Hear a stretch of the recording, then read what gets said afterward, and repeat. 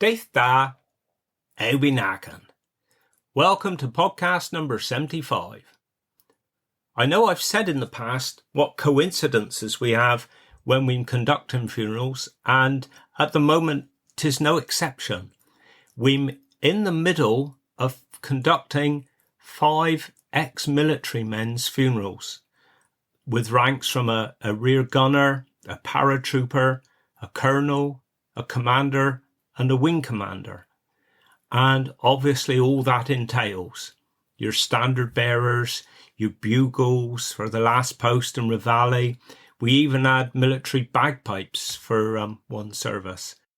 Now, as a lot of you might be aware, this year will be the 80th anniversary of the D-Day landings. And I'm recording this on the Thursday evening. I've just come home, what's it now, 7:45. I've had a late finish. Anyway, that's beside the point. Tomorrow, the funeral we have is for one of the last surviving members of the armed forces of the D-Day landings. There can't be many left. And he was from the parachute regiment and he was 98. And it's quite historic, obviously, tomorrow to coincide with the 80th anniversary this year of this soldier passing away. And obviously this has made me think back to the funerals we have conducted for serving military men. Thankfully, not that many. And another memory that sticks in my mind, a friend of ours, his father was tragically killed in a airplane accident, and the son, our friend, he had a mate who flew in the Red Arrows. And just before the funeral it coincided, I think it was Coldrow's air show, and the Red Arrows was flying down there. So our mate contacted his mate and said, when you're coming back, when you're going home after the display, could he just veer our way a little bit? So it was an evening, I can't remember the exact time, but it was in the summer. It was a light evening, and we took the hearse up near the showground, and we opened the back up, and then we waited. And then the Red Arrows come right down and swooped real low right over us. Crikey, did that give you goose pimples? It really did. And while we're talking about soldiers and whatever in the war, I expect you've seen on the telly or heard in the news that they've just found another unexploded bomb up in Plymouth, and they've cordoned off the area. And that reminded me, I'm sure I have talked about it before. I tried to scoot back through my previous podcast to find the episode, and I couldn't tell from the titles, but I'm sure I mentioned about dear Nick Dark when he passed away down Porthcothan. I know it made the news at the time, and we had his funeral on the beach, and we had a big mound of sand where we placed the coffin on. And the next day, there was a cloudburst. And where we'd all been stood around for this funeral, the sand was washed away, and they found an unexploded German bomb. So hearing that news today brought that back. I think the other thing I wanted to talk about today, which is a sad reflection on our society, really. We've had a couple of tragic funerals lately. And as you know, with some funerals, they are live streamed. And this is where the funeral is filmed. It can come out live. When we webcast, either from our place or a church or the crematorium, the family are given the site to go on to, the login details and the password, and then they can control who watches it. They can send it out, or sometimes they say, yep, I'm happy for all the general public to watch it. And if that's the case, we will put the details on our Facebook page or a website so people can watch it. But I say we've had a couple of tragic funerals lately, and on the day of the funeral, we've received friend requests on Facebook with the deceased name and then followed by watch funeral mass live or something along those lines. And I thought, hang on a minute, this is a bit funny, a friend request. And then you realise 'tis a scam. But unfortunately, I've heard of a few people that have got taken in by it, because what happens is you click onto the page, you can make yourself a friend, but you click onto the page and there's a link there and it says, click here to watch the funeral live. And then when you click onto that link, they're saying that you need to pay a fee, pay some money to watch the funeral. What a scam that is. Now, I don't know when they take that money. I don't know if it's just a one-off or they do get your credit card details. I'm not too sure about that. And the same thing happened to me today. We got a friend on the other coast and it was her funeral. And the thing came up on my Facebook page. So 'tis funeral directors all over. They're being targeted by this. Now, I reported it at the time. I tried to block it. I don't know how successful I was, but I'm just saying to everybody, be careful. If you ain't sure, ring your funeral director and he can tell you if 'tis video or no. But isn't it awful? 'Tis sad. So I think that's about all I'm going to say. Me running's going okay. Me ankle is still sore, but I got a few runs in. How many miles have I done this week? I did 13 on Sunday, 5, 10, and I've done 15 over 3 days during this week, have I? No, 2 lots of 5 and 1 5 tomorrow. And then Sunday I'll be doing 15. But my ankle is still a bit sore. I caught it running along Eggsell Road night before last. Is a bit dimity. And of course, part of the pavement there, the roots are pushing the tarmac up, and I just jarred it a little bit again. So I'm certainly in the wars a bit this year, I tell you. But anyway, that's enough of me. I'm now going over to the second part of me interview with Janet from Port Isaac, and I'm sure you'll enjoy it. And then I'll round off directly with me Cornish dialect and me word of the week. So here it is. And you said you had visitors come to stay. Mm-hmm. Was there lots of visitors coming back then? Because there wouldn't have been the second homes back then. Oh, no. The village was lived in. Yeah. Yeah. Yes, and people used to go into hotels, I see. whatever grade they thought they were. Yeah. And prices were appropriate. Yes. Yeah. But they used to stay with us £5 a week. Yeah. And that was breakfast, lunch, and dinner. And if the weather was nasty, we used to light the fire in the sitting room. Yeah. And the books and games and things that we used to keep in there. Yeah. So they didn't have to go out. No. And but I mean, bed and breakfast, they used to make them go out.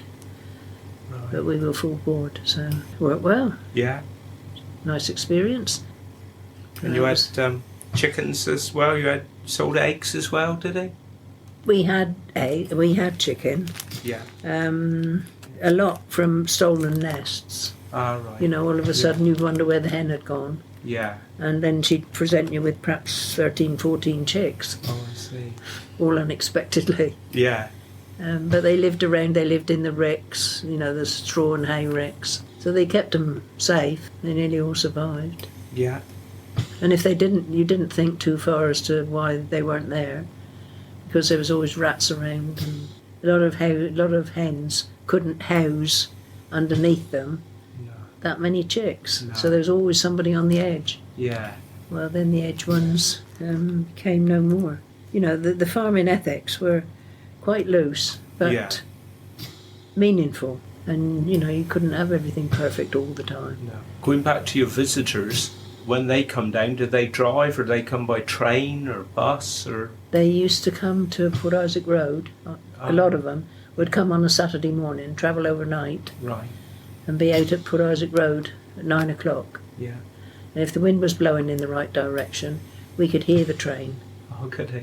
Yeah. And, you know, where they toot just before they pull off. Yeah. Could hear that. You could hear that, yeah. But Mark Prout was out there with a bus to pick them up. Oh, was he? Yeah. So those that didn't have their own transport. And there wasn't the transport. No. People didn't have transport. No. Because the Midland factories used to close last weekend in July, and a week, Yeah. and the first week in August. I see. So there was a big influx there. Yeah. Yeah. And car factory people used to come. Yeah. And I remember one family he was a docker in London. And when they arrived, I asked them would they like a cup of tea. Oh yeah, well they love one. So I went up to the bedroom because they didn't come down. I took this cup of tea in, and there were sash windows, and he had one of the bedroom windows wide up. And I thought, God, he ain't very well, because he was a big man. Yeah. And I said to him, is everything all right? Oh, mate, he said, I'm just sitting here drinking in the air up my hooter.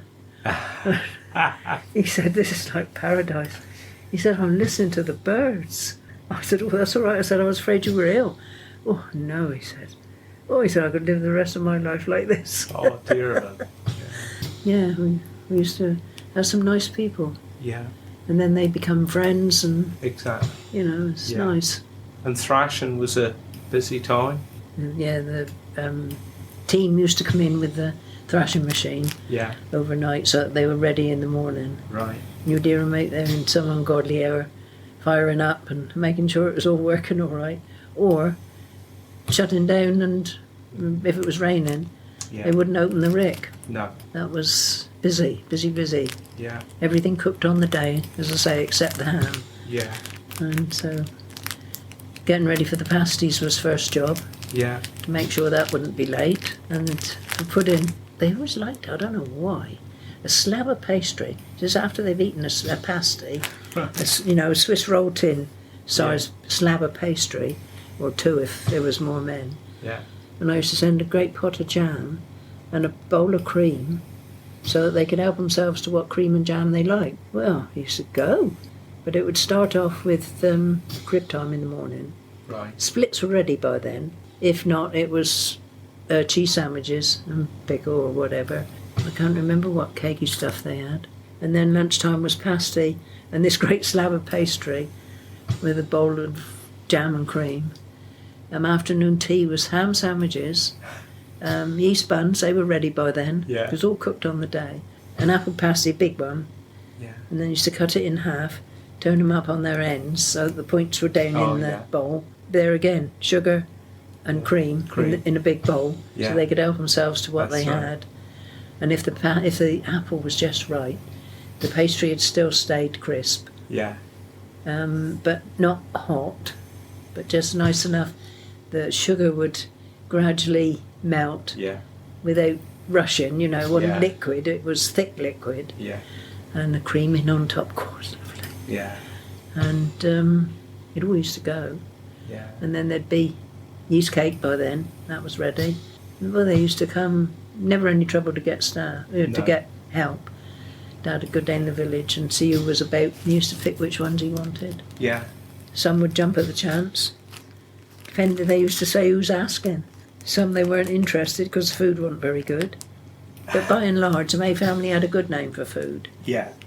Did they have any rabbits out around then or no? I'll tell you a story about rabbits. One of our milk customers had a guest house, but she was a cat lover. She used to have rabbits twice a week. And she said to me one day, "Here, mate," she said, "can I have some rabbits tomorrow?" Yes, I said, it was Tuesday ready for Wednesday. So I said, yeah, of course it is. Now she wanted them Wednesday for Thursday. Right. As soon as they arrived, 4 of them she had, she used to skin them and cook them. And then as soon as they were cooked, she would bone them and put them in a bowl with some of the liquid. She didn't ever cook them in very much liquid, because that kept it concentrated. Yeah.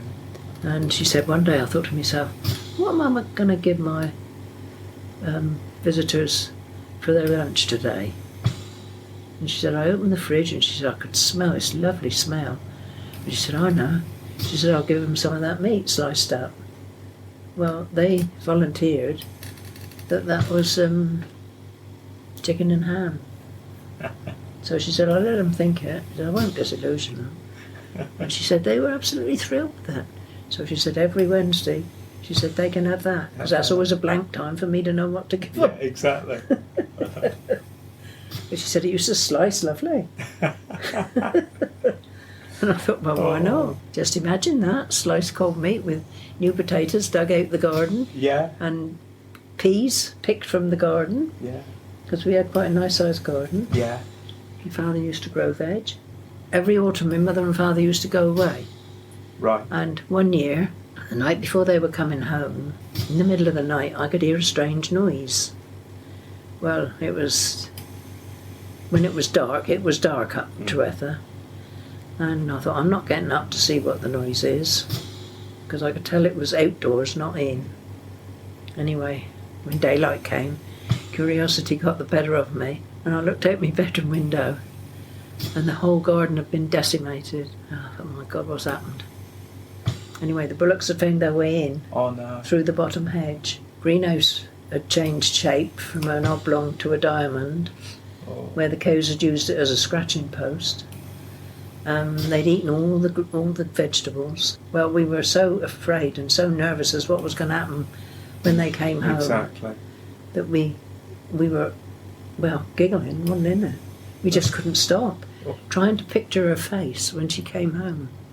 And she always used to come in the back door, through into the hallway, out the front door, and have a look round the garden. That was her first thing every time she came home. Well, we heard this strangulated noise coming from the garden, and we started to laugh. We couldn't stop. And if she threatened to kill us, we wouldn't have been able to stop laughing. And I can remember that. But I think she was so annoyed. I said, "What do you expect us to do?" I said, "I didn't know it was that. I could hear this snuffling, and because the terrible sniffers of cows." Yeah. Anyway. Who was your neighbours up round Trewether then? Miss Cann and her mother. Yeah. Down at what is now 12 acres. Yeah. Dr. Sproul's bungalow wasn't there. No. Mrs. Mackenzie was in the long line of cottages quite low down, and you went down in front of them to get to their gates. Right, yeah. There used to be 3 cottages. I see. And my great-grandfather lived in one with his wife, 6 children, in a 2 up, 2 down. Yeah. Well, the mind boggles. Yeah. But Mrs. Mackenzie never altered the appearance that they used to be separate houses. I see. So she kept that. Yeah. And it could easily have been turned back into 3 little exactly. houses. Yeah, she lived there. Mr. and Mrs. Hawes, both Mr. and Mrs. Hawes, father and son and their wives, lived in what is now Bedannon Farm. Yeah. And then going the other way, there was a blacksmith shop. All right. Charlie Hamley lived there. Yeah. You know the little court that is next, going Right. towards Trewether Farm? Yeah. In there was 2 very small cottages. All right. Miss and Mrs. Cann moved into the one on the right, but the 3 Miss, or maiden ladies, Calverley they were called, and anyway they had that one, and the one on the end going towards Trewether Farm, and that is now a little guest house, bed and breakfast place. And then over time, the original Maylee bungalow. This is going round towards Port Isaac now. Yeah. On the right, left-hand side. It had a glass veranda All right. round 2 sides of it, but that was demolished, and the modern bungalow that is there now replaced it. But on the right-hand side, the only places were Bedannon Farm, the one nearest Polterwergy, and then you come down around into Trewether, round what was a sharp bend. Yeah. Well, it still is a sharp bend, but it was a blind bend when I was young. That's right. They've It had a taken high edge back. wall, Yeah. and then they took it off to widen the vision. Trewether Farm was Sam Blake and his twin brother Bill, Right. and Bill's wife, Right. and Bessie, their sister. I see. Well, I used to hear about Bill Blake's foreign wife, and it intrigued me because I never saw anybody that was the slightest bit foreign. No. And I said one day something about, didn't Mrs. Blake ever go out? Oh yes, they said, of course she does. So I said, well, who is she? I said, I see one old lady, I'm bearing I was young, one old lady who had what I call keyhole cake glasses. I don't know, you know keyhole cake, do you? No. But real round thick ones, I'm guessing. Well, yeah. So they said, oh no, that's her sister. So I said, well, whose Mrs. Blake then? Well, they said she come from Delabole. I said, I thought she was foreign. Well, yeah, Delabole is. And then inside the gate, Truether Farm, it's the same gateway now as used to be, but they developed the barn. But if you go straight in, I don't know if did you know Dave Phelps? Yeah, very well. Where he lived? Yeah. That used to be a very nice little wooden bungalow. Oh, I see. And Auntie Aim lived there for a while. I think it was when Uncle Tom died, Right. because I used to get detailed off to spend the night up with her. Right. But I know she and Uncle Tom lived in Maylee, Yeah. and then she lived in this bungalow in Phelpsy's place. And obviously you got married and had the girls. Yes, yeah. Kath was always very proud to be able to say she was born at Archer Farm. When she was 10 months old, I moved into Hartland Road. So yeah, I had Kath at Archer Farm, Jackie in Hartland Road, and that began a whole new world. Alan stayed in the Navy until he couldn't stay anymore. Yeah. 33 years he was in the Navy. He was allowed a bit of extension on his time because he was willing to sign on during the Falklands War. Oh, I see. Because I can remember you first when you worked at the surgery on reception. So when did he start there? Then? I don't remember. Can't remember. No. I was there for nearly 20 years. Yeah. Was that Dr. Baird, Barron and Barker? Is that right? Or was that... That's the ones I can remember. Yeah, Dr. Barron. And Dr. Baird. And then Dr. Lunny came. Yeah. Because we used to come out. We didn't go Weybridge. We always came Port Isaac. Yeah. So I remember if I was poorly, that trip from Weybridge to Port Isaac. Like, yeah. That's how I got to know your mum. That's right, yeah. I mean, I don't think I'd know her in the street because I don't know that I ever met her. No. You used to have long conversations on the phone. Yeah. Well, yeah. And then you had your MBE. What a shock that was. Yeah, that's lovely, wasn't it? I had a letter in May. Right. And I can't remember the wording. I was that shocked I couldn't understand what I was reading. I thought it was a hoax. Oh. And, I mean, all Palace official paper, and I thought, well, you take somebody with a bit of wits about them, they could copy that. Yeah. And they said, you know, keep it a secret, or not. It didn't say keep it a secret, but best not to broadcast it. I'll forget the word in now. So I didn't. Right. And it got to October, and I thought, hell, 2 months' time, what am I going to do? How am I going to get it, you know, what's going to happen? Yeah. So then I had a letter. Right. Which was all self-explanatory. Lovely. And then I thought, well, perhaps this is right. And then I needed to phone them for something, and I got through to the right office, and I thought, well, this can't be pretending all the time. Nobody gave me the slightest hint that they'd been involved. I don't know who set it going. No. I mean, I've never known to this day. No. Nobody's ever said. 2 days before I was due to go, I had a bilious attack. And I thought, oh my God, I can't go like this. Then there was a rail strike, and I thought, I can't go by train either now then. So I thought, oh, hell to it. So I hired a taxi. Barry Baker was the driver. Right. Well, he was good as gold. Yeah, brilliant. And he took us right to the hotel door. Oh. And by the time I got there, I was all right. What was it like on the day then, your MBE? Who presented it to you? The Queen. It was the Queen? Yeah. Oh, yeah. Fantastic. Yeah, well, thank you, Janet. It's been brilliant. Well, you're welcome, and I hope it'll be of interest to somebody. I'm sure it will. If not, you can go into the archives and definitely. be there forever. Exactly. All right, so if you'd like to say goodbye to everybody. Yeah, cheerio, everybody. I hope you've enjoyed it. Proper job. Lovely. Thank you. You're welcome. Well, thank you, Janet. Wasn't that proper? Lovely.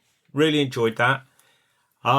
I think for me Cornish word of the week, I'm going back to the start of the podcast where we was talking about the unexploded bomb. So I thought I'd do the Cornish word for bomb this week, which is tanbellan.